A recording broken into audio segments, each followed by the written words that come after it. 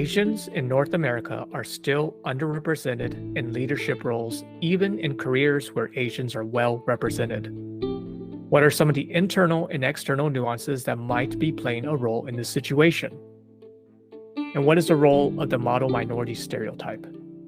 Is it true that most Asians are followers and not leaders? And what are some ways to reframe leadership?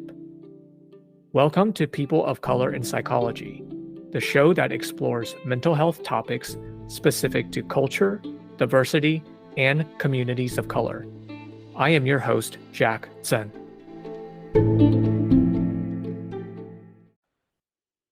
As part of our AAPI series, my guest today is Dr. Yuri Kim, a Korean-Canadian psychologist and people analytics and insights manager. Dr. Kim has a PhD in industrial and organizational psychology and recently published 2 papers on the leadership challenges of Asians in North America. Her most recent publication received an editor's commendation from the Journal of Business and Psychology for being one of the top 13 papers out of 1,000 articles the journal published in the year 2022. Dr. Kim's work and interest focus on gender and racial diversity in leadership and understanding the experiences of people at work. Today, Dr. Kim will be sharing her insights on the experiences and barriers of Asian Americans in the workplace and offer strategies to consider as part of diversity, equity, and inclusion practices. Thank you for joining us, Dr. Kim. Thank you for having me. It's a real pleasure to be here. Tell me about your journey in getting into this work, because this is very applicable as we are thinking about AAPI Heritage Month. Absolutely. So being someone who is Asian Canadian, it was something that I've always felt that I wanted to understand better, and that was also poorly understood externally. So when I went into grad school and as I became more interested in diversity and inclusion, I noticed that when it came to the experiences of Asians in North America, there was really a lack of understanding and attention on the experiences that we faced. And particularly in the context of the workplace, leadership is something that I'm very passionate and interested in. And the stats show there is a gap in representation of Asians in leadership roles in North America. But again, it's so poorly understood. So for myself, I aspired to become a leader, but I wanted to understand better, okay, what are the potential barriers that could come up, whether it's internal or external. And in a way, I came into this because I wanted to understand myself better, but also understand why people who are like me are facing a ceiling in terms of trying to advance. Yeah, tell me a little bit more about the ceiling. There's the glass ceiling, general applied for women. Then this is a terminology I've learned just reading the literature, a bamboo ceiling for Asians in North America. Do you have any insights about this concept here? Yeah, absolutely. So as I started diving into this research for my PhD, what I did find in the limited work in this space is that it ties really closely to stereotypes around Asian Americans and Asian Canadians, specifically the fact that we are seen as very unassertive, submissive, very, very hardworking and successful and smart, but not one who will speak out, not one who will take charge. So because of views that we lack this assertiveness that is so highly valued in North America, the existing research found that because of that, people saw Asians as being less effective leaders than the dominant group, white people. So I wanted to dive into this a bit more and examine, okay, so there is that piece around we don't seem very leader-like, but could it also be tied to how maybe people see us as better followers than leaders? Because the stereotype around us kind of lines up with what you would expect from a follower. So someone who's very dutiful, very hardworking, but also someone who isn't necessarily standing up and taking charge, just more at the lower rung, but being very effective in that space. So I examined this view through two angles. One being how, this might be a factor in how others perceive us, and also how this could impact how Asians see themselves when it comes to leadership. So in terms of how other people would perceive Asians, I did find that people saw us as having the traits of an ideal follower, but more specifically, and this is where it ties to the model minority stereotype, they saw us as being very dutiful, very hardworking, very loyal. And of course, these are things you want in a great follower. Like when you think about people on your team, you want someone who's reliable and hardworking. And so my research had a lot of twists and turns, which made it very fascinating and also makes it clear we need to understand our experiences better. I actually found that because people saw us as good followers, they actually thought we would in turn make great leaders. So the comparison we used was white Americans, again, because they're the ones who are mostly represented in leadership roles. Because we're seen as more dutiful and hardworking than white Americans, people saw us in turn as being more effective leaders. So this was really interesting because the existing research, although limited still, the majority said that people wouldn't see us as effective leaders. So that's where looking into, okay, maybe there's a nuance to this situation. Maybe it's not across the board that people would see us as effective leaders because we're such a hardworking minority group. That's where I introduced the concept of threat in my research. Specifically, I looked at whether feeling like you're competing for a promotion with another Asian individual, that feeling of threat, could that change people's perceptions of us being great leaders? And in turn, I found that when placed in a situation where you're competing for a promotion, this positive view of us disappeared. You're saying that when we introduce competition, sort of like this idea of zero-sum game, Exactly. that's sort of a concept that's discussed in the literature of psychology. When competition is introduced, it creates this factor, if you will, where now Asian or a minoritized group is somehow less than. And so this isn't a case you're saying of a promotion, like a promotional opportunity. Is this from the viewpoint of a equal colleague or like a supervisor? Because I'm curious about the power differential. Of an equal colleague. The experiment was we had 4 different conditions. We randomly assigned participants to either you are competing for a promotion with a white employee at the same level as you. Another condition was you're competing against an Asian employee. And then the remaining 2 conditions was a no threat, so like a control. You're just rating another employee, but you're not competing for a promotion. And it's either a white or an Asian employee. The idea was that you're rating someone who's at a similar level as you and not someone who's above you. And to that point, actually, in my second study in that paper, I did find that when people rated an Asian leader compared to a white leader, they were rated similarly in terms of effectiveness as a leader.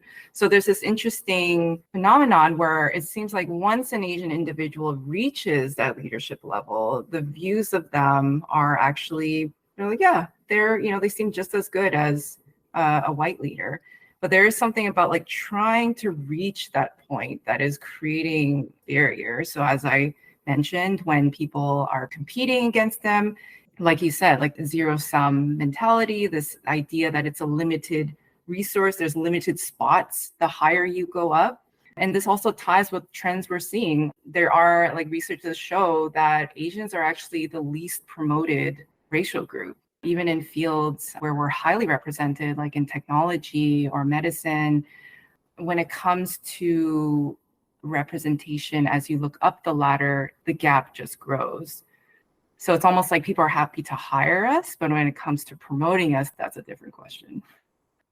So I'm curious about the model minority myth, and I'm wondering if your research might shed some light on this issue. Yeah, exactly. So my research, it shows one of the many situations where the model minority stereotype could be an issue. specifically this stereotype that we're very hardworking and very successful.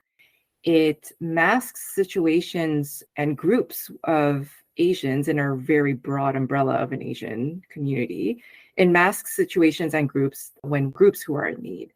So, for example, there was a study that found that when they had different racial groups, including white students, emailing a professor asking about their research lab and asking to be mentored, the professors were the least likely to respond to Asian students compared to other minority groups and white students.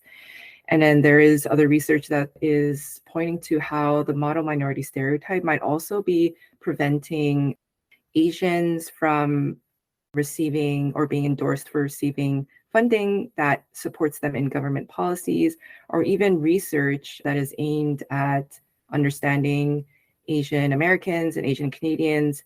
There is some research to suggest that Asian researchers are actually getting less funding than other groups.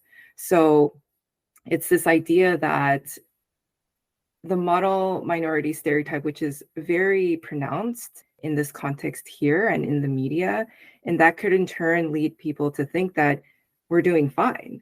We don't need as much support in our academics, or we don't need as much support when it comes to our research, or even in our day-to-day lives if we need any government support. So my research, just tying it back to that, it's suggesting a similar issue with the model minority stereotype when it comes to advancement, because as I found, once, at one point, generally they think we would make really great leaders because we're such hardworking and dedicated individuals. But then in the reality, when push comes to shove, it looks like that positive view disappears. So it could be that people are thinking that Asians are doing fine in the workplace. Like, even my data shows that they think we'd make great leaders, but it doesn't, people don't see that it can actually hamper our advancement in the workplace. So, in your other paper, you looked at how Asians viewed themselves as leaders, and you found that they reported lower motivation and confidence in becoming leaders than their white peers. And the reason for this was that Asians saw themselves as more conforming, but also as more incompetent, which is fascinating. Can you say a little bit more about that? Yeah, it was definitely fascinating for me too, and something that was a head scratcher. And the more I thought about it, I think, so this is where a lot of introspection came into trying to understand these results. And I think it could be due to a heightened pressure that we feel in just Asian culture to meet really high achievement standards, because success and achieving and doing really well professionally in your life is very valued in Asian culture. In fact, there is evidence that shows that high achievement is indeed, Asians identify with high achievement more than white individuals. But then I think there's also the added layer of, we have this high achievement mindset in a context where we're in a minoritized group. So there might be this extra pressure on top of it to succeed here, because we, as many of us might feel, we need to work almost twice as hard to be seen as equals as the dominant group, which in this case are white individuals. So I wonder if there's just this really heightened pressure to succeed, which in turn might lead to harsher self-views on how smart we are and how competent we are.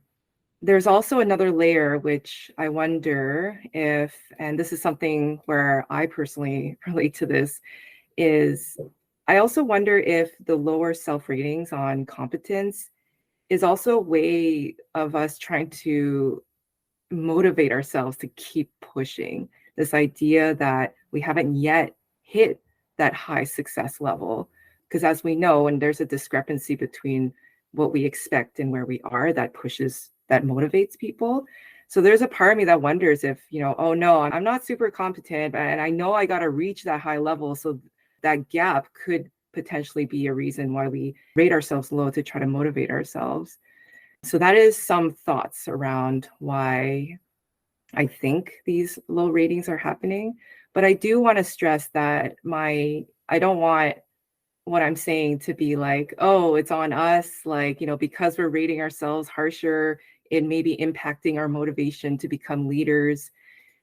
I think it's more like my goal, and even talking about this with you right now, is to just help everyone be more aware of what the experience is like internally for Asians. Because with that model minority stereotype, everyone thinks that we're doing fine. Like we're really, not all of us, but the idea is that all of us are really successful. But there's research that shows that among Asians, like this high academic success, the cost is our self-esteem. So Asians tend to report lower self-esteem given this high achievement drive that we're pushing for. And so I think it's really about making people aware that, hey, we are struggling too.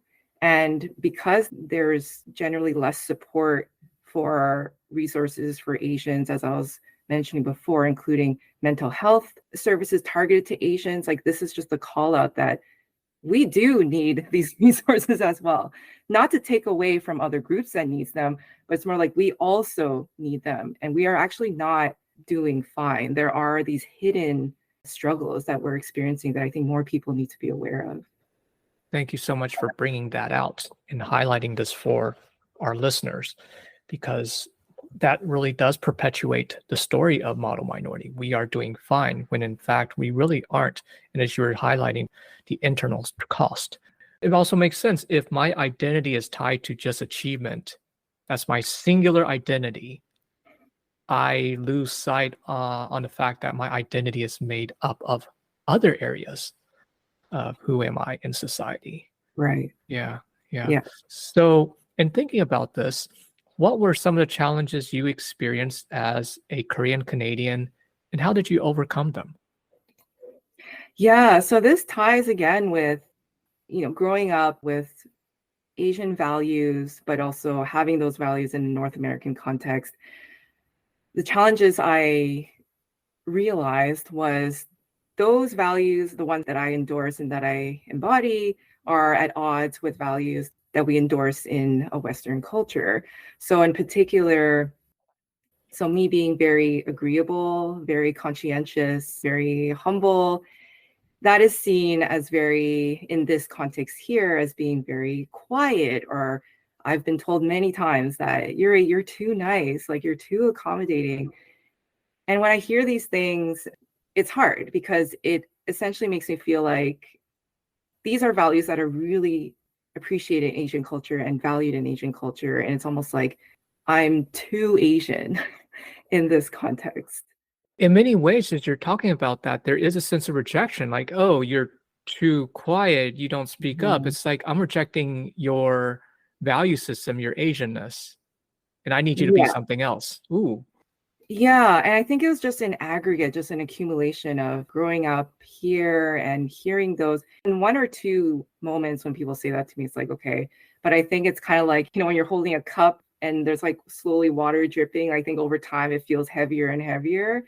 I think that is where it just kind of over time made me feel like, okay, things that are important in my culture are not accepted or valued here. And that was a struggle for me. Also, I became extremely aware that I needed to be mindful of how I am in who I am growing up and living here.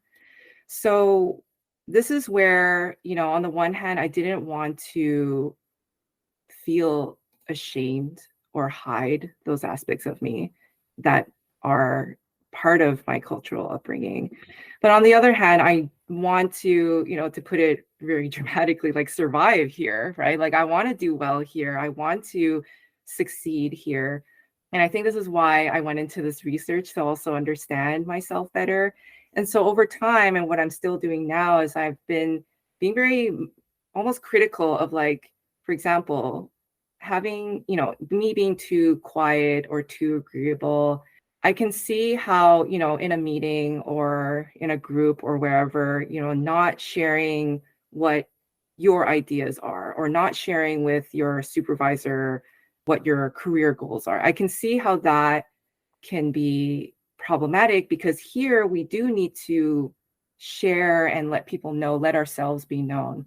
But I think where I struggled with doing those behaviors was I saw it as being very almost confrontational. Like if you disagree with an idea that's brewing in a team, I saw that as being like, and it made me so uncomfortable because I had to like stand out and really step in. But then I realized that I think it's because here, the way we understand having a voice in a North American context, it's very like, you got to speak up, you got to stand up for yourself. It's very confrontational. But I realized voice can also just be sharing ideas, letting people know, which seeing it in that way lined up better with my values of being very thoughtful and thinking about the group. So over time, I've been kind of training myself that, hey, me speaking up doesn't necessarily mean being confrontational. It just means me letting people know what's on my mind for the sake of improving the project or for the sake of better teamwork. Letting my manager know what my career goals are so that they can help me and better support me in reaching these goals. So all of this is like an ongoing journey where I'm like, how to be an Asian in a North American context, right? But I do want to stress that it's not, I don't want to say it's just on us as the marginalized group to do all this work to like shift how we see things. It's also the external environment. So I've been fortunate that up until now, I've been around people who I really trust. And it would be hard for me to share my ideas, share my goals, if I didn't trust that they had my back, that they wanted to hear my voice. And this is where this idea of psychological safety is so important, that is talked about a lot in diversity and inclusion initiatives, because it's not just on the marginalized groups to just share their opinions. It's also making sure that they're in an environment where they feel comfortable doing so. And so I have felt, and many, not all the time, but throughout my life, in many moments, I have felt the psychological safety where I trust that my leader wants me to grow and develop in my journey. And so that's where I'm like, okay, I'm going to let them know this is what I want to do. And then they'll be like, okay, we'll support you. We'll look out for you. So it's a two-way street, essentially. As you're thinking about that, I'm also reflecting upon people who are in supervisory roles. When we're thinking about psychology internship, postdoc training programs, faculty members, and they have mentees who are Asian, I wonder if it might be helpful, as you're describing this, to create a space where they are eliciting conversations from their mentees about their careers, their needs, as opposed to assuming that, oh, my mentee will automatically tell me what they need. Yes, that's a great point. Because I think and this is where a greater understanding of Asian Americans, Asian Canadians, for example, there is the trend that many of us don't voice. With a better understanding as to where that's coming from, it's like cultural on top of being an oppressed group. It makes it like doubly hard for us. I think if more leaders understand that, then perhaps that could in turn, motivate and create this new approach of actively asking your Asian employees, like, hey, how are you doing? Or what are your goals? What is it that you want to, what are your development goals, or where, or what issues are you picking up in what we're working on? Because I think we just need that kickstart. Having the leader make it clear that it's okay to have a voice, it absolutely has come from the leaders, because they set the tone, they set the culture. And literally just by asking, saying like, what's going on? How are you doing? What are you thinking? That can help build over time this comfort for, a minority group member. And so in our conversation, Asians, to feel like, oh, okay, I think it's okay. Like I'm starting to trust this person. I feel like it seems safe. It does take time. Like eventually you hope that the individual will voice their thoughts on their own. But I do think that leaders can help initiate that and facilitate that at the beginning. Thinking about your work, what sort of tips would you give anyone who is working with an Asian American client as a supervisee, as a consultee. I'm wondering, how do we build this into, for instance, our EEI practices? Yeah, I feel like a lot of it is around reframing our definition of leadership. Hmm. So, on the one hand, my research on how Asians perceive themselves showing that they're less motivated to lead because they feel like they feel like they're more conforming. I feel like if a leader, instead of assuming that an Asian employee may not want to advance to a higher role, maybe try reframing what a leadership role means. Instead of saying, oh, you will take charge of a team, instead say, do you want to help empower your team? Do you want to help expand the reach of this product or expand the impact that we're making? Because I think culturally, like in Western culture, leadership is often tied with assertiveness. And that's not something that all groups would relate to or find aligns with their values. But we know that leadership is not just about assertiveness. Not only that, assertiveness alone doesn't necessarily equate to good leadership. Well, Dr. Kim, thank you very much for everything that you shared today, your research, amazing work.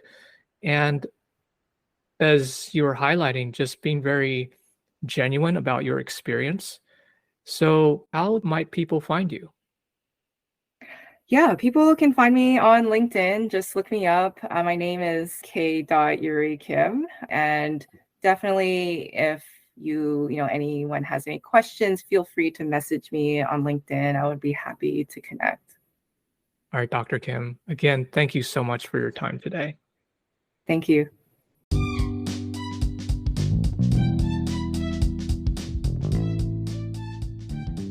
A huge thank you to our listeners. If you like what you've heard, please share and subscribe to our podcast, People of Color in Psychology.